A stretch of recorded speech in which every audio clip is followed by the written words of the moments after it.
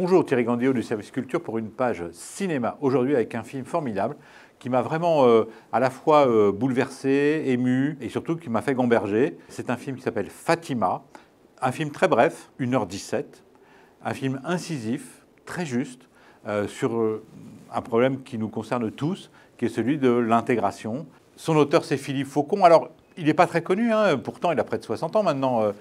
Il tourne depuis une trentaine d'années, il a fait des téléfilms pour Arte, il a fait des films pour le grand écran, notamment un film prémonitoire qu'il faut vraiment voir et revoir, qui s'appelle La Désintégration, et qui est un film sur l'embrigadement des jeunes des cités vers le djihad. Alors aujourd'hui, Fatima, c'est une femme de ménage. Elle travaille en entreprise, en horaire décalé, vous savez, la nuit ou au petit matin, quand vous arrivez dans votre entreprise, vous avez des gens qui rentrent chez eux.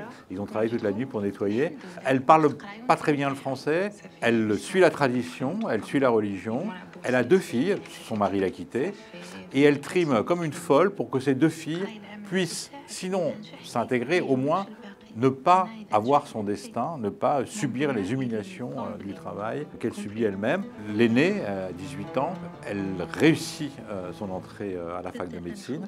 La seconde, 15 ans, alors elle est plus... elle aime un peu faire la fête, elle n'a pas du tout l'intention de donner trop de mal, elle sèche un peu l'école. Bon, on va suivre le quotidien de cette femme, vraiment qui résiste, hein, qui se bat jusqu'au jour où son corps va céder, elle va tomber dans les escaliers, elle va être malade, elle va être obligée de s'arrêter. Et là, elle va écrire l'histoire de sa vie, l'histoire de son déficit de parole par rapport aux Français. Tout ce qu'elle n'a pas pu dire à ses filles, eh ben, elle va le dire par écrit, en arabe, dans un livre. C'est une histoire vraie, enfin, Philippe Faucon s'est inspiré d'une femme et d'un livre réel. Et vraiment, on est extrêmement touché par ce film. Et puis alors, si vous voulez découvrir l'œuvre de Philippe Faucon, eh bien c'est le moment, parce qu'entre le 5 et le 25 octobre, eh bien, la Cinémathèque française va non seulement projeter tous ces films, mais aussi organiser des tables rondes, des rencontres et une leçon de cinéma avec Philippe Faucon lui-même. Et puis, sur Arte, le 14 octobre, eh bien, vous pourrez voir le film dont je vous parlais, La Désintégration, à ne pas rater sous aucun prétexte.